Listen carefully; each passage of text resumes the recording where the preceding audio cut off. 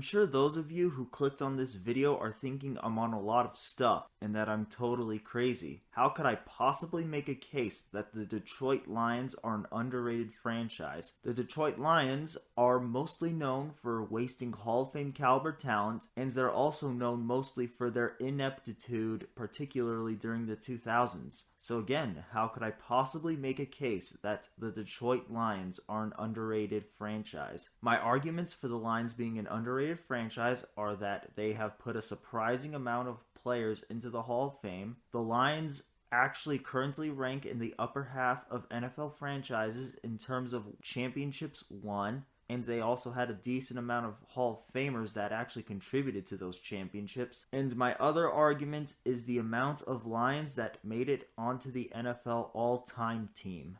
I took this screenshot directly off of the NFL Hall of Fame website. If the name is in bold, then that means the Lions were the primary team that they contributed to. And if they're written just regular, then that means the Lions were not the primary team they contributed to. Like, they only played 1 or 2 seasons for the Lions. The primary Hall of Fame Lions players were Alex Karras, Alex Wojciechowicz, Barry Sanders, Bill Dudley, Bobby Lane, Charlie Sanders, Dick LeBeau, Dick Lane, Dick Stanfill, Doak Walker, Earl Clark, Jack Christensen, Joe Schmidt, Lem Barney, Lou Creekmer, and Yale Larry. Now I should note that with Dick Lane, or Night Train Lane, he is also listed as a primary Hall of Famer for the Cardinals. If the player contributed roughly equally to multiple teams, then he was listed as a primary Hall of Famer for X amount of teams. So how do these 16 primary Hall of Famers stack up to the other active franchises in the NFL?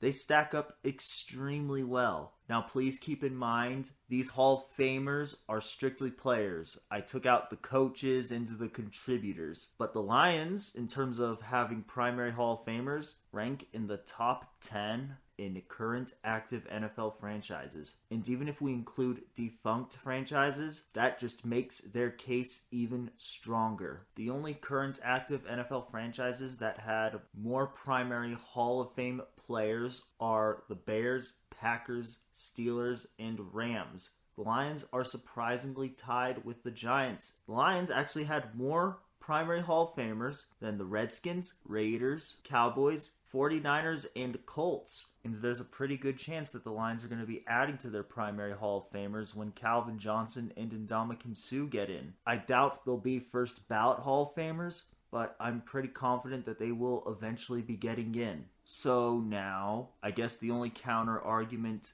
to this particular section is that the majority of the Lions Hall of Famers came before 1980. And I'm sure there are going to be some people that would argue that it's kind of meh to have that many Hall of Famers before 1980 when football was young. Well, I guess my retort to that, and it's an argument I'm going to be using multiple times throughout this video, 50 years from now, are we going to look back at Tom Brady and say, yeah, but he played during the 2000s, so it really doesn't mean that much. Now, I'm sure some of you are going to be thinking, yeah, but it's Tom Brady. Tom Brady's the GOAT. And I agree 100% with you. But there's already articles saying that Joe Namath, Terry Bradshaw, and Johnny Unitas were some of the most overrated quarterbacks of all time, and they played roughly 50 years ago. I mean, even Troy Aikman is relatively recent when it comes to NFL history, and there are already people writing and talking about how Troy Aikman shouldn't even be a Hall of Famer.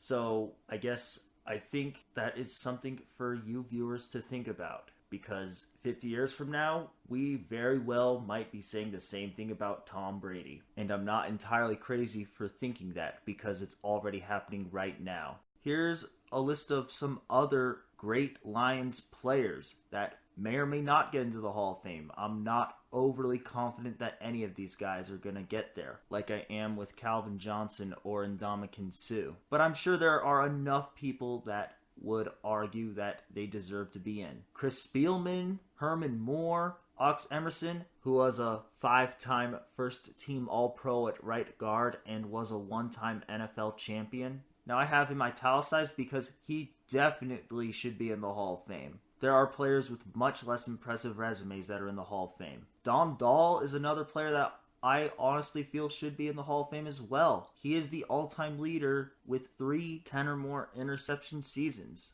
Lomas Brown was pretty good at left tackle. Kevin Glover was a pretty good center. Al Baker was a pretty good defensive end. Now with Matthew Stafford, I'll just say if Matthew Stafford was to win a Super Bowl, or heck, even just get to 1 or 2 Super Bowls, he would have a very strong case to get in. And then with Jason Hanson and Matt Prater, the Hall of Fame doesn't generally put in kickers, so I am not sure that either of them will ever get in. But I guess my overall point is the Lions have had a lot of great players in their history. They haven't always had the best teams, but the players they've had, it's unquestionable. They've had many great football players.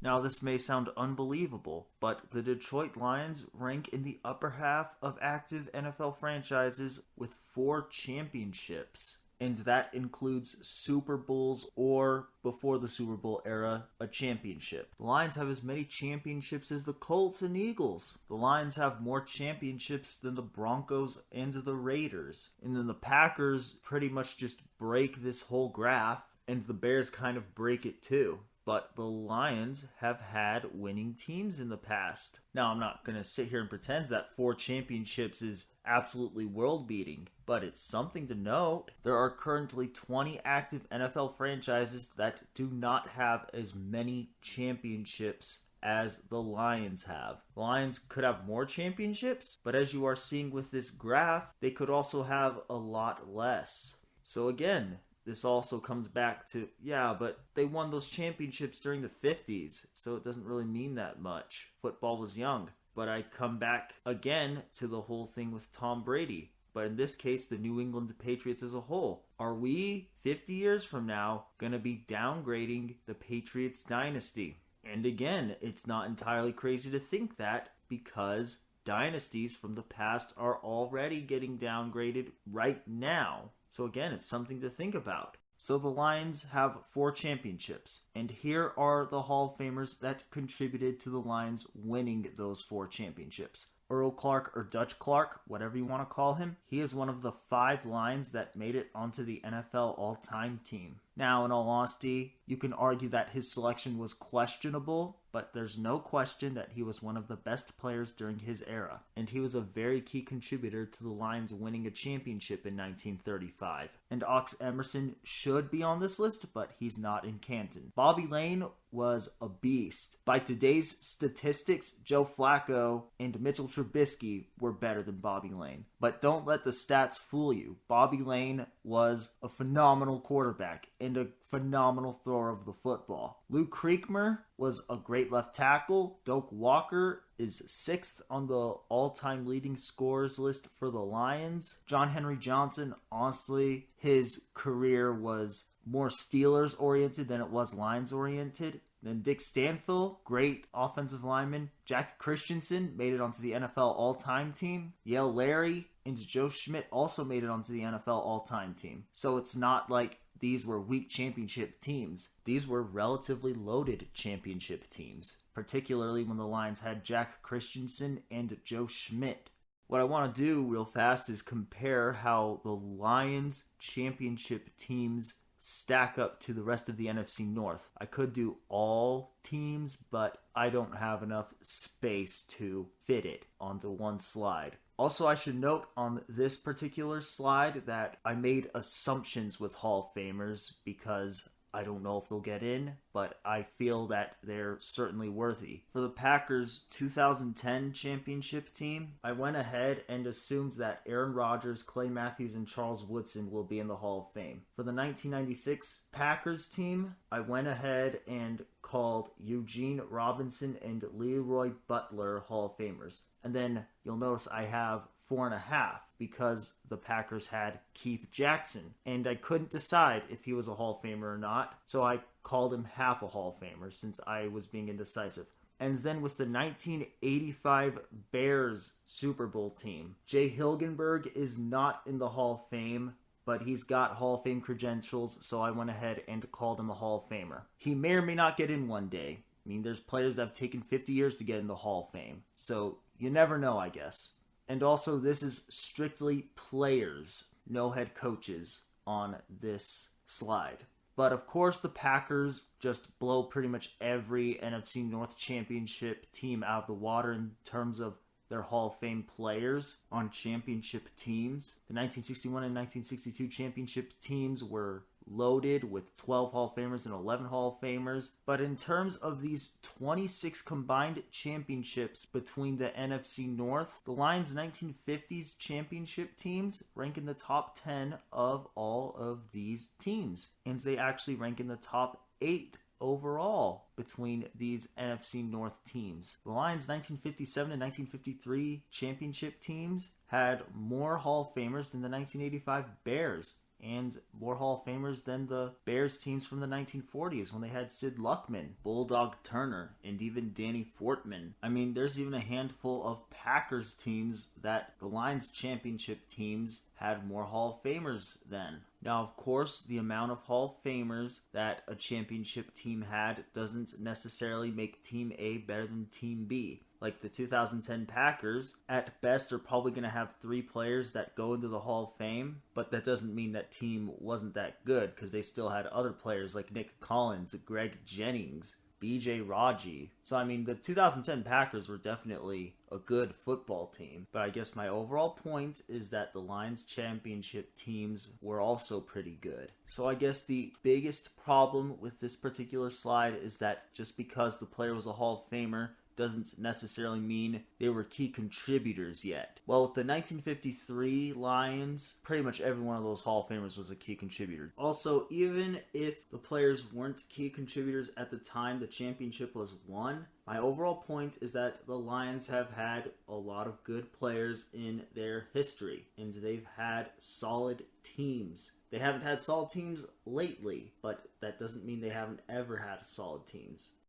So the last argument for the Lions being an underrated franchise that I'm going to be going over are the amount of players they have that made it onto the NFL All-Time team. The Lions have 5 players that made it onto the NFL All-Time team in Joe Schmidt, Jack Christensen, Dutch Clark, Night Train Lane, and Barry Sanders. And every one of them was a key contributor for the Lions for at least one point in their career. In all honesty, Night Train Lane's primary contributions were slightly more for the Cardinals than they were for the Lions, but he made solid contributions to the Lions as well. Lane only played 66 games for the Lions, and he still ranks in the top 13 for most interceptions in Lions history. Now, do I agree with every single member on the NFL All-Time team? No, I do not. But again, my overall point is that the Lions have had a lot of great players. In terms of active NFL franchises, the Lions rank in the top 10 with 5 all-time team members. Now, I should note that for certain players, I included them as a member of the NFL all-time team for 2 teams at times if they were enough of a key contributor for that franchise. Like I counted Night Train Lane for the Lions and the Cardinals. I counted Reggie White for the Packers and the Eagles. I counted Paul Warfield as a key contributor for the Dolphins and for the Browns. So hopefully that got my point across. So the Lions have more all-time team players than the Giants, whose all-time teamers were Rosie Brown, Lawrence Taylor, Mel Hine, and Emlyn Tennell. They also have more all-time team members than the 49ers of all teams. The 49ers all-time members were Ronnie Lott, Jerry Rice, and Joe Montana. And the Lions are surprisingly tied with the Packers. The Packers' all-time team members were Reggie White, Don Hudson, Brett Favre, Cal Hubbard, and Forrest Gregg. And they only have one less all-time team member than the Cowboys. The Cowboys' all-time team members were Emmitt Smith, Larry Allen, Deion Sanders, Roger Staubach, Randy White, and Bob Lilly. So if you were to ask me if the Lions' all-time team members stack up well with other NFL franchises or not, I'd have to say they stack up very well. So that is my case as to why the Lions are an underrated NFL franchise. Now, I'm not saying they're the greatest franchise to ever be in the NFL, but they're not that bad of a franchise. I guess the only thing that's kind of unfortunate for all of these Hall of Fame players is that the Lions never had a Hall of Fame coach that could really, truly use all of these Hall of Famers to their max potential. They hit a really big rough patch during the 2000s, and you can make a case that they are still feeling the effects of the Matt Millen era to this day. But pretty much every NFL franchise goes through rough patches. The Patriots were not always the Patriots. And as you saw in this video, there was a time when the Lions were what the Patriots are today. There was a time when the Lions were the franchise that other NFL franchises were aspiring to be. But when it comes to rough patches, the Packers from 1968 to 1992 made the playoffs only 2 times. The Raiders went from 2003 to 2015 with no playoff appearances. The Saints made the playoffs 4 times from 1967 to 1999. The Steelers made the playoffs only 1 time between 1933 and 1971. And now they're a model franchise. And heck, there was even a time when the Patriots were just as much gutter trash as the Lions were during the 2000s. Every franchise goes through rough patches, and the Lions are currently working their way out of theirs right now. Well, that will be all for this video. Thank you for watching. I hope you enjoyed.